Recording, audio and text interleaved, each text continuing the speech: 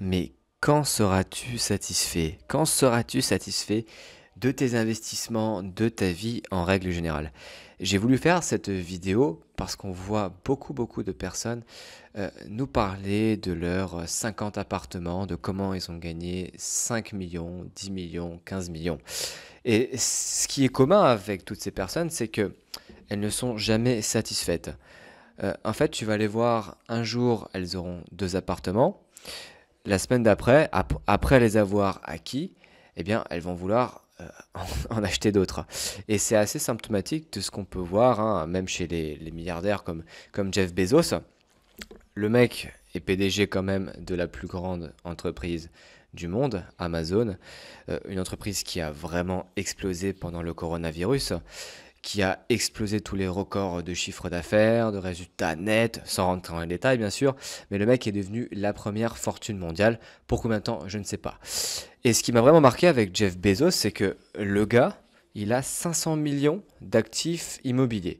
Donc on va faire un petit tour de ses appartements, faire un petit tour de toutes les propriétés qu'il a, pour en dégager des, comment dire, des conclusions. C'est ce que je voulais dire. Donc on commence par la première résidence à Madison Square Park pour 96 millions. Donc le mec en fait il a acheté un appartement dans un de ses buildings. Il me semble que je ne sais pas exactement lequel c'est, mais le mec a acheté tout l'étage. Il a acheté tout l'étage pour 96 millions. Donc ça c'est la première propriété. Deuxième propriété, cette fois-ci à Manhattan, qui lui a coûté seulement 17 millions. Seulement 17 millions. Donc pour Jeff Bezos, hein, c'est l'équivalent d'un studio pour nous. Un studio de 9 mètres carrés. On continue encore, on scrolle vers le bas. Encore un autre à 17 millions de dollars au Century Condominium Central Park. Bon, le mec a l'air de bien aimer Central Park. Encore un à Washington DC. Donc je ne sais pas exactement où c'est, mais 23 millions dans cette petite résidence. On peut encore en prendre deux, hein, mais vous voyez un peu là où je veux en venir. On en a encore une pour 5 millions. Ah, disons, c'est quoi Jeff? 5 millions seulement, c'est quoi ce bordel? Et on va prendre cette dernière à Beverly Hills. Une maison, c'est la maison dans le domaine Warner qui lui a coûté 165 millions de dollars. Donc là, vous pouvez voir une splendide maison avec un super jardin, un beau balcon, une belle cheminée. Mais franchement, c'est vraiment de l'art. L'idée de ce podcast, c'est pas de faire un podcast de rageux en disant qu'ils payent pas d'impôts, machin, que les riches et les cons, ce qui n'est pas vrai tout le temps d'ailleurs. Mais ce qui est intéressant de voir, c'est que le mec n'est jamais satisfait. Et d'où ce podcast, quand seras-tu satisfait enfin dans ta vie? J'ai toujours trouvé, surprenant de voir des personnes, des personnalités, des milliardaires acheter des appartements, acheter 1, 2, 3, 4, 5 appartements, 15 appartements, dépenser des millions, des milliards dans plusieurs propriétés. Parce qu'au final, quand tu es tout seul, tu peux pas te dédoubler, tu peux pas habiter dans toutes ces propriétés, tu vas pas pouvoir habiter en même temps dans le domaine Warner, tu vas pas pouvoir habiter en même temps dans le domaine au Madison Square, tu peux pas habiter dans tous ces endroits. Et on va du coup se pencher sur ce phénomène. Et ce phénomène, on peut le voir quasiment partout. C'est un phénomène d'addiction qui met et ce phénomène, en fait, c'est une sorte de système d'addiction. Et je pense que, même je suis certain que le système de récompense est directement impliqué là-dedans. Parce que quel est l'intérêt pour Jeff Bezos d'acheter autant de propriétés? Le mec, il aurait pu se contenter d'une seule propriété. Mais non, le mec, il est toujours obligé d'acheter. Quand c'est pas des journaux qu'il achète, ben, c'est des propriétés. Et du coup, pourquoi? Et c'est marrant, mais à mon échelle, je pense que vous pourrez plus facilement vous identifier à moi. J'ai exactement le même syndrome entre guillemets. Quand j'ai commencé à investir en bourse dans mes premières actions, eh bien, j'investissais 500 euros. Et à ce moment-là, déjà, j'étais content, hein, 500 euros, c'était quand même une somme. Ça me permettait de percevoir des dividendes. Et j'étais vraiment content de voir le fruit de mon travail. Et après une semaine, une fois l'euphorie passée, il a fallu que je m'en achète encore 500. et je suis allé jusqu'à 22 000. Aujourd'hui, je suis à 22 000. Mais où est-ce que je vais m'arrêter? Ça, c'est une grande question. Ce phénomène, on peut aussi l'observer dans la vie en règle générale, hein. Et là, je vais vous montrer un petit truc perso. C'est dans le tennis. Alors, comme vous le savez, je suis coach de tennis et je suis un gros compétiteur. Enfin, j'adore la compétition. C'est vraiment un truc qui me fait triper. Et dans le sport, en règle générale, là je vous montre un peu mes performances, pas du tout pour me la péter ni rien, mais dans le sport, en règle générale, c'est le même processus. C'est que tu vas gagner un match, tu vas vouloir en gagner un deuxième, un troisième, un quatrième, un cinquième. Et sur cette saison, en 2017, c'est la meilleure saison que j'ai faite de ma vie. Là, vous pouvez voir, j'ai quasiment tout gagné. J'ai gagné des matchs, des super classés. Bon, pour ceux qui connaissent, j'ai gagné des mecs qui étaient 0, à 2-6 aussi, quelques victoires à 2-6, 1-6. Bon voilà, si ça te parle pas, c'est pas grave, hein, l'idée c'est pas de disserter là-dessus. Mais pendant cette année, j'étais vraiment addict à la victoire. Je gagnais un match, il fallait que j'en gagne un deuxième derrière, il fallait que j'en gagne un sixième, il fallait que j'en gagne un septième. Et fin de cette année-là, en 2017, bah, j'ai arrêté un peu de jouer. Et en 2018, la saison d'après, je suis rentré en école de commerce et j'ai commencé à faire des stages. Je me suis arrêté et je suis vite tombé dans une déprime, quoi. Ça me manquait vraiment euh, de gagner des matchs, ça me manquait d'être dans cette adversité. Et on peut prendre encore plusieurs exemples, hein. Il y a le sport, il y a l'investissement, il y a aussi, entre nous, il y a aussi les femmes. Tu vas en prendre une, tu peux avoir envie d'en avoir deux, trois, quatre, cinq après. C'est un processus sans fin. Donc, c'est intéressant de s'intéresser au pourquoi. Et là, on va voir ensemble cet article qui est vraiment super intéressant. Donc, les 4 hormones du bonheur. Parce qu'en fait, ce qui va se passer dans tous les exemples qu'on a vus, c'est que il y a une dépendance vis-à-vis des molécules du bonheur qui sont libérées quand tu fais différentes choses, on verra ça après. Et c'est à cause de cette dépendance qu'on a tout le temps envie d'avoir plus. C'est à cause de cette dépendance que quand tu vas acheter un appartement, tu vas avoir envie d'en acheter une deuxième, ou plutôt à cause de ces molécules. C'est à cause de ça aussi que quand tu vas acheter 500 euros en bourse, eh bien tu auras envie d'en acheter 1500 le jour d'après. C'est un cycle sans fin et je pense que c'est intéressant de comprendre vraiment le mécanisme qu'il y a derrière. Et si tu veux, dans le bonheur, tu as 4 molécules, 4 hormones qui sont impliquées. Donc, on a l'ocytocine, on a l'endorphine, la dopamine et la sérotonine. Et l'ocytocine, c'est une molécule qui est impliquée dans nos rapports sociaux. Donc, quand tu vas parler avec quelqu'un, que tu vas avoir vraiment des good vibes avec elle, quand tu prends un verre avec elle et que tu sens qu'il y a un feeling, que ce soit avec ton pote ou un date ou ta copine, eh bien, tu vas libérer de l'ocytocine. C'est l'hormone qui est libérée lors des rapports sociaux. C'est en gros l'hormone qui te dit bravo, tu es en train de sociabiliser. Et cette hormone, cette endorphine, tu vas l'avoir par exemple quand tu fais du sport, parce que c'est une hormone qui est directement impliquée dans la douleur, qui est libérée quand il y a un effort physique, une douleur physique. Quand tu fais un footing pendant 1 heure, pendant 2 heures sur du bitume, eh bien ton corps souffre, tes muscles souffrent, tes tendons souffrent. Et pour te permettre de continuer, ton corps va libérer ces endorphines et c'est aussi ce qui va te provoquer une sensation de bonheur. Et c'est pour ça que tu ne sens pas les courbatures tout de suite et que les courbatures arrivent plusieurs heures, voire 1 ou 2 jours après. Je me souviens d'avoir fait quelques matchs des fois qui ont duré assez longtemps, des matchs de 3 heures, de 3 heures et demie. Sur le coup, tu ne sens rien, tu n'es pas fatigué, mais par contre, le lendemain, c'est à peine si tu peux marcher. Et la troisième molécule, c'est la sérotonine. C'est une molécule qui est aussi impliquée dans les rapports sociaux, donc quand tu sociabilises, mais pas que. C'est lié directement à la position sociale que tu as. Donc par exemple, si je remonte à plusieurs milliers d'années, qu'on est dans une tribu, voilà, tu as un petit village, tu as des envahisseurs qui arrivent, toi tu prends les armes, tu prends les épées, machin, tu vas en tuer quelques-uns, tu vas les faire fuir. Et ton corps va libérer de la sérotonine parce que indirectement, le fait de tuer ses ennemis, eh bien, ça va te permettre d'avoir une position sociale plus élevé de t'élever dans le village.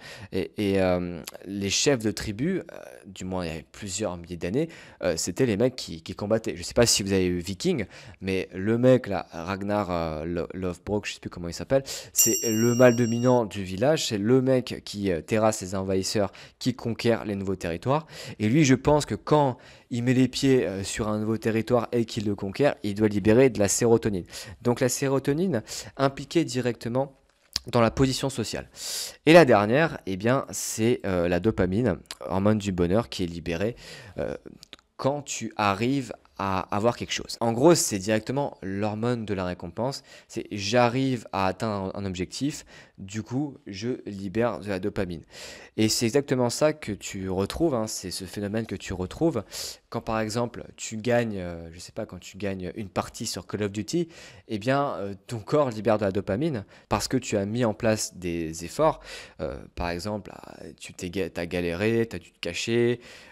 Psychologiquement, c'était peut-être un peu dur parce que voilà, tu avais des mecs un peu mieux armés, mais tu as finalement réussi à gagner. Du coup, ton corps libère de la dopamine. Et c'est exactement pareil pour l'école. Si imaginons, tu as un devoir de physique-chimie et que tu planches 5 heures, tu planches 10 heures avant pour réviser, tu fais des fiches et que tu arrives à avoir une bonne note, hein, une note qui te convient. Moi, c'était plutôt, si j'avais 10, j'étais content. Eh bien, le fait d'avoir cette note-là, c'est directement la récompense de tes efforts. C'est une molécule qui est libérée quand tu fais des efforts. Et c'est notamment pour ça que les personnes au chômage font des dépressions. Parce que quand tu es au chômage, eh bien, t'as pas d'ocytocine parce que t'es un peu, comment dire, t'es chez toi, tu fais pas grand-chose. T'as pas d'endorphine parce qu'il n'y a pas derrière de douleur physique. Peut-être même que tu fais pas de sport. T'as pas de sérotonine parce que au niveau de ta position sociale, eh bien, t'es inférieur aux personnes que tu peux voir qui travaillent. Et au niveau de la dopamine, bah, je pense que c'est l'hormone qui est la plus impliquée quand tu es au chômage. Tu n'en libères pas parce que tu ne te réveilles pas le matin pour aller chercher l'objectif, pour chercher la récompense. En l'occurrence, notre travail à tous. Et dans l'investissement, tu as ces deux hormones, la sérotonine et la dopamine qui sont directement impliquées. Et on va regarder un peu de quoi il s'agit, hein. L'article est vraiment bien, je vous le mettrai dans la description. Comme ça, vous comprendrez un peu plus le mécanisme. Donc, j'ai bien aimé ce passage.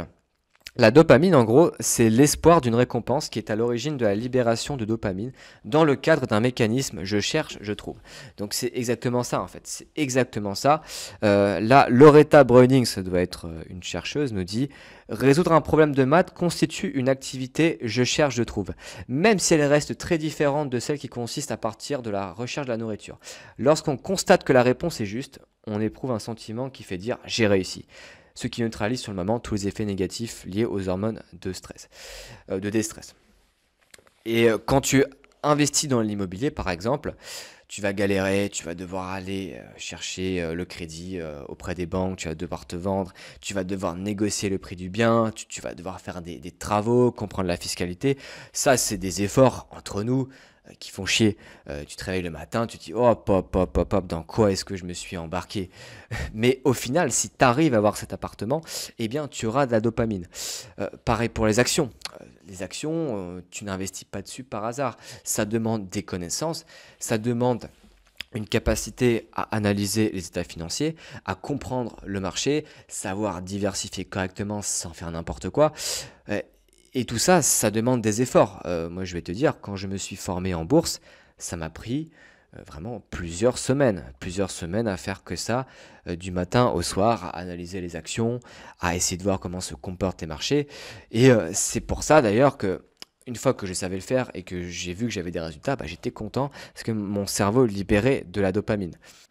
Maintenant, parlons de la sérotonine, hein. Je ne vais pas tout lire, pas tout l'article, hein, vous pourrez le lire par vous-même. La sérotonine qui est abordée au point 4 et qui est c'est vraiment très très intéressant parce qu'on comprend finalement d'où on vient. Voilà.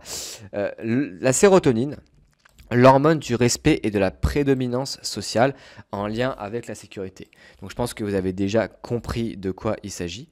Donc en gros, Loretta Browning fait le lien entre la sérotonine et le fait d'obtenir le respect d'autrui. Elle rappelle que chez les mammifères, la sérotonine s'apparente au sentiment de paix ressenti lorsque nous trouvons en sécurité pour nous nourrir ou obtenir d'autres ressources nécessaires à la survie.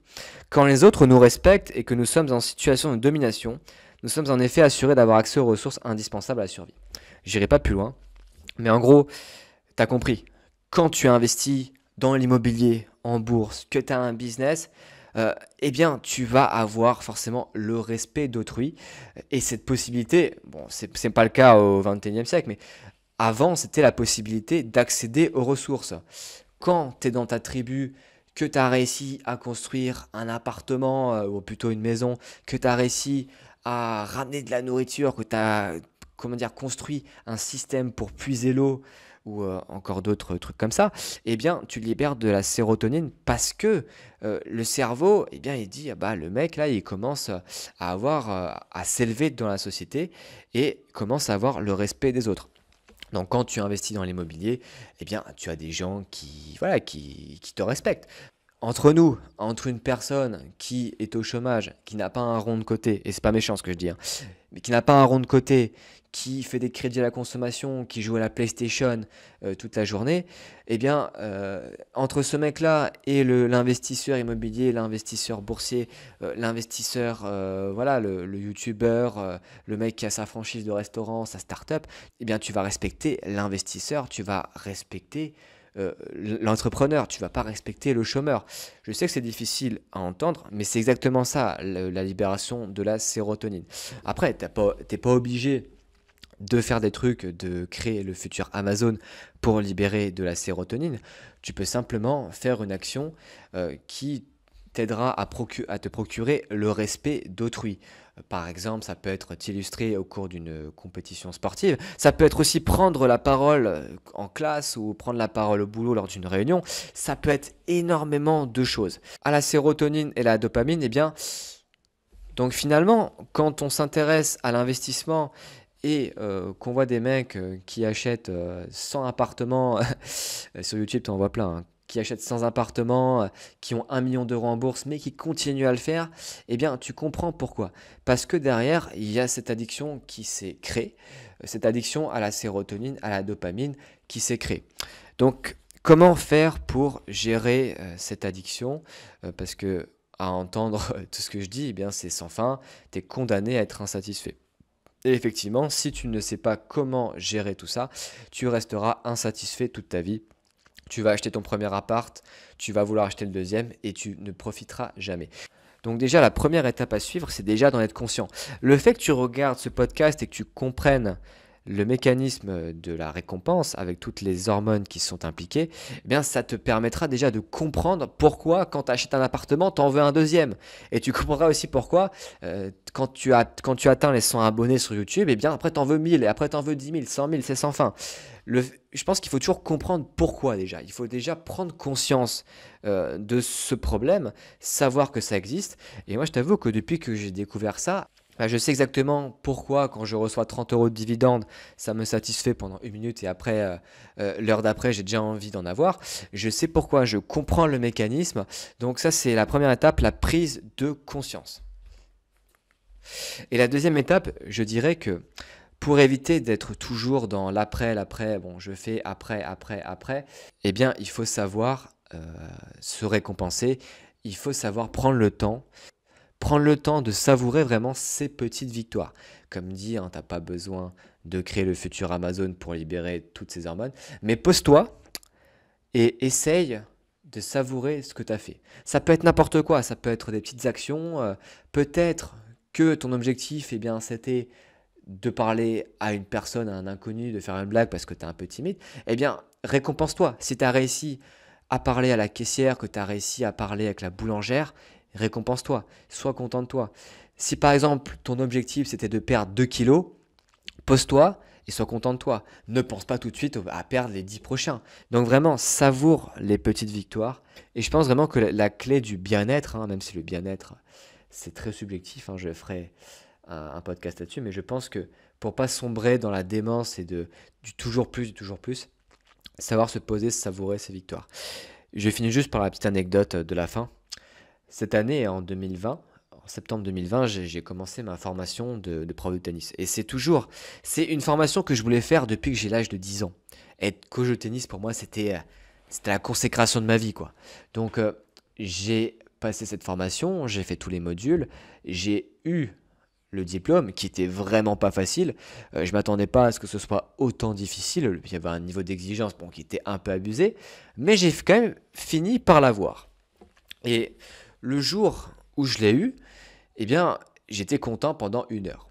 Et après, j'ai eu les résultats à 11 heures. À 13 heures, j'avais déjà envie de penser à autre chose. J'avais envie de penser à mes futurs revenus, de commencer à avoir mes futurs clients, machin. Et là, je me suis rappelé, attends, pose-toi, essaye un peu de prendre de recul, essaye de te récompenser et apprécie ta petite victoire. Du coup, ce que j'ai fait, je suis simplement allé au Vieux-Port de Marseille, je me suis pris un petit café, j'ai regardé les voiliers, j'ai regardé les bateaux qui passaient au port. Après, je me suis allé me baigner et je me suis vraiment récompensé. Et c'est comme ça qu'on tient sur la durée, c'est comme ça qu'on sombre pas dans la folie. Donc voilà, j'espère que vous aurez aimé ce podcast. Dites-moi ce que vous en avez pensé. Dites-moi si vous avez d'autres sujets que vous voulez qu'on traite, hein. Vous voyez, dans ces podcasts, on essaie d'élargir au maximum, hein.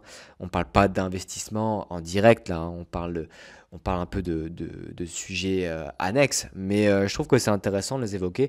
Donc dites-moi si vous avez des sujets qui vous intéresseraient, hein. Ça peut être n'importe quoi. Dites-le-moi dans les commentaires ou par mail et je serai ravi de faire un petit podcast là-dessus. Sinon, prenez soin de vous et bonne journée, bonne soirée. Merci pour ton attention et tu peux également regarder d'autres vidéos sur cette chaîne et t'abonner également. À très bientôt.